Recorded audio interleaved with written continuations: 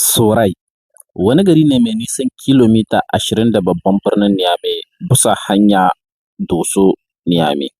Wannan gagarumin gari a jiya mun kawo muku cikakken bidiyon yadda ministan gine-gine da Firfe na garin Kolo suka kai ziyara domin gani a wannan gari.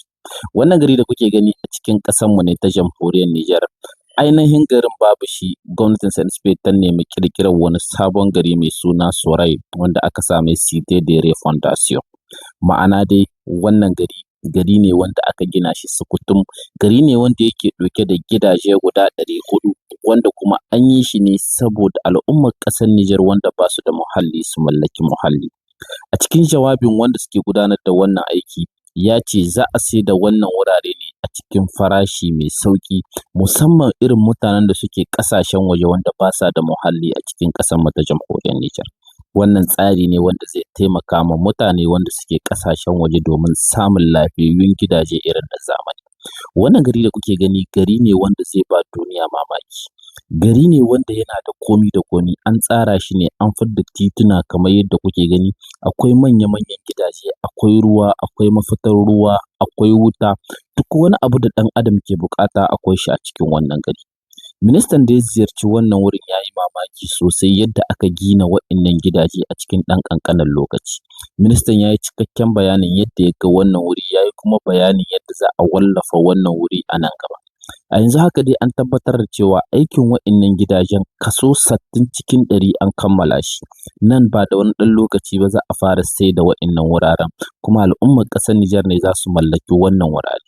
Wannan gagarumin gari ne kuma fili ne aka ɗauka mai yawa wanda za a ci gaba da gyaran garin, za a zabga gidaje irin na zamani. A yanzu haka dai an yi gida 400 a cikin wannan gari, kuma akwai filaye isassu wanda a nan gaba ma za a iya ƙara yin waɗannan gidaje.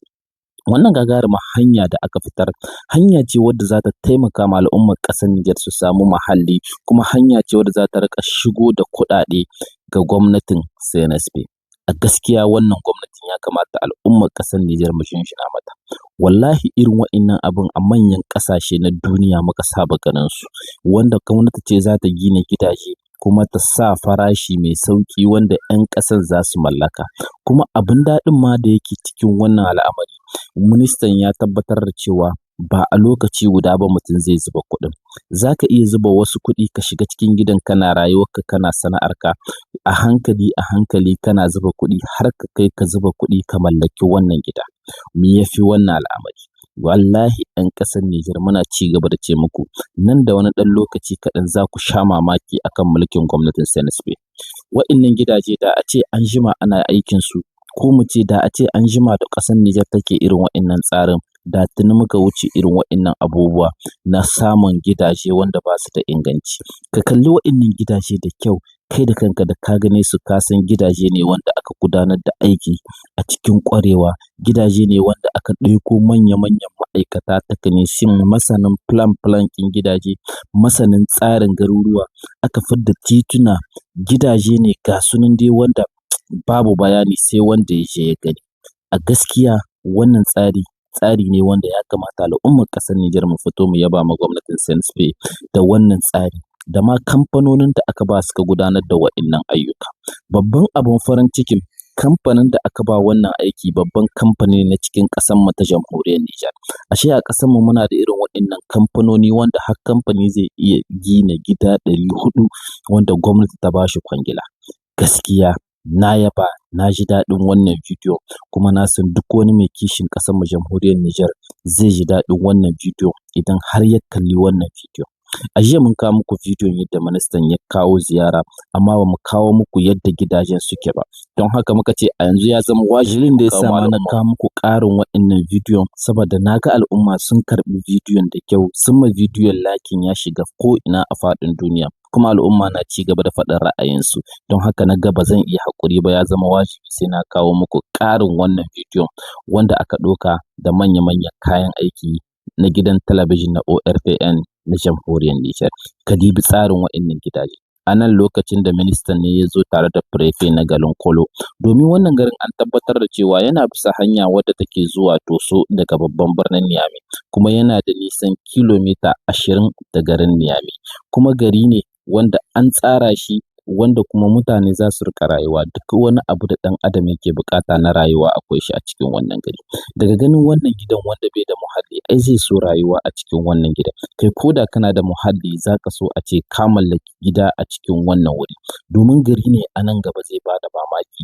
Za a iya maganar shi a cikin jihohin ƙasarmu na jamhuriyar Nijar.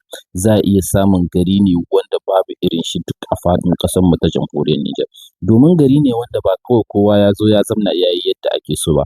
Gari ne wanda sai da aka zana shi akan takarda, aka tsaya aka ga yadda za a wannan abun zuwa gaba ga yadda za a yi wannan abu. A gaskiya jama'a ina taya 'yan ƙasarmu jamhuriyar Nijar murna, ga duk wani ɗan ƙasarmu ta jamhuriyar Nijar wanda ya mallaki gari ko wanda ya mallaki gida a wannan gari. Gaskiya na yi farin cikin ganin wannan al'amarin. Idan kai ma ka ji daɗin ganin wannan al'amari da gwamnatin CNSP ta ɗauko, ka faɗa mana ra'ayinka a komantar. Kuma kar da ka manta ka mana sharing ɗin wannan bidiyon, ka danna mashi liking sosai saboda muna fatan wannan bidiyo ya shiga ko'ina a faɗin duniya.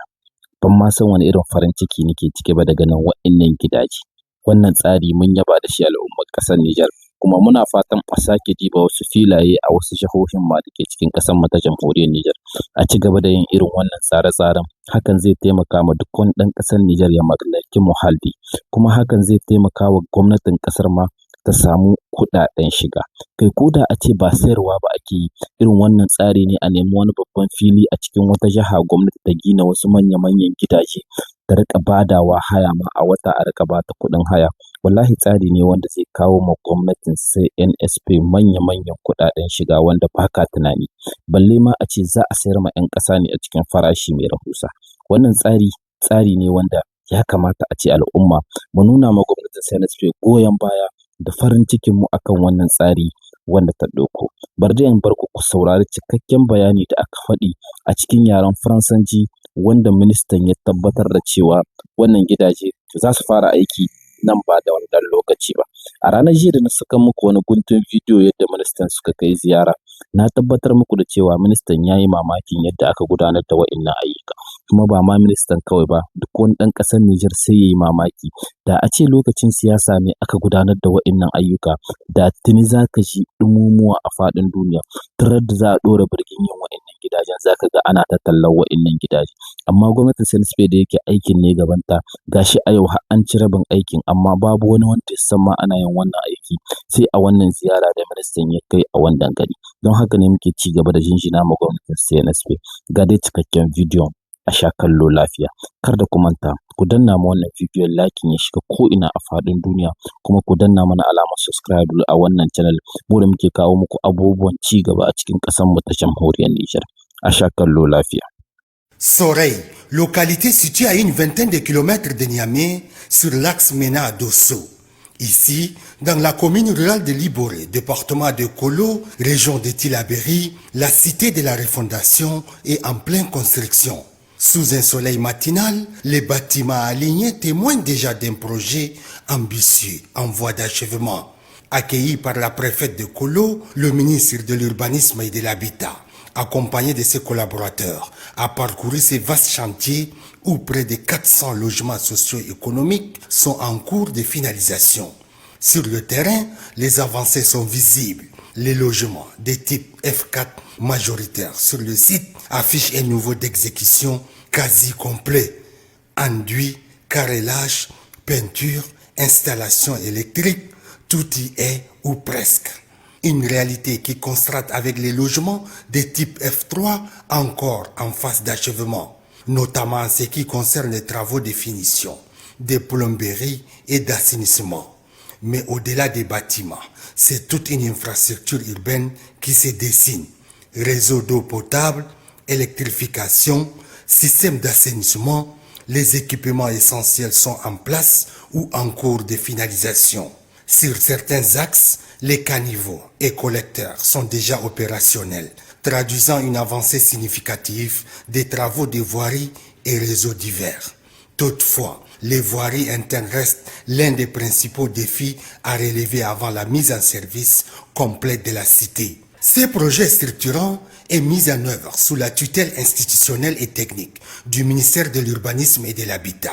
La maîtrise d'ouvrage est assurée par la Société nigérienne d'urbanisme et de la construction immobilière, Sunusi, tandis que l'exécution opérationnelle des travaux est confiée à l'agence Benga.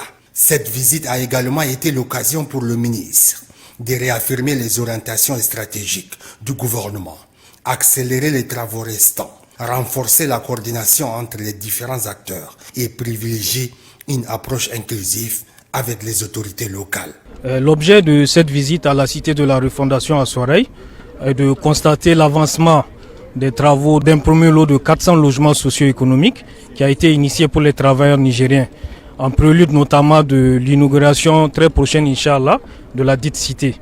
Donc de façon globale, nous avons constaté un état d'avancement très satisfaisant, à peu près 84% d'exécution, de taux d'exécution.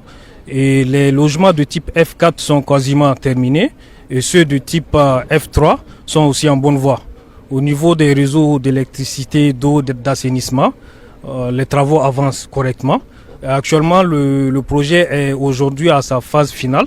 Donc c'est le lieu pour moi de féliciter, d'encourager toutes les composantes et toutes les parties prenantes à ce projet, mais aussi de leur rappeler de garder la constance dans les travaux pour pouvoir maintenir la qualité de la finition, qui est une étape tant cruciale que salutaire pour nous. Car au-delà des infrastructures, c'est une vision qui s'est construite ici, celle d'un accès élargi à des logements décents, modernes et adaptés aux besoins des Nigériens.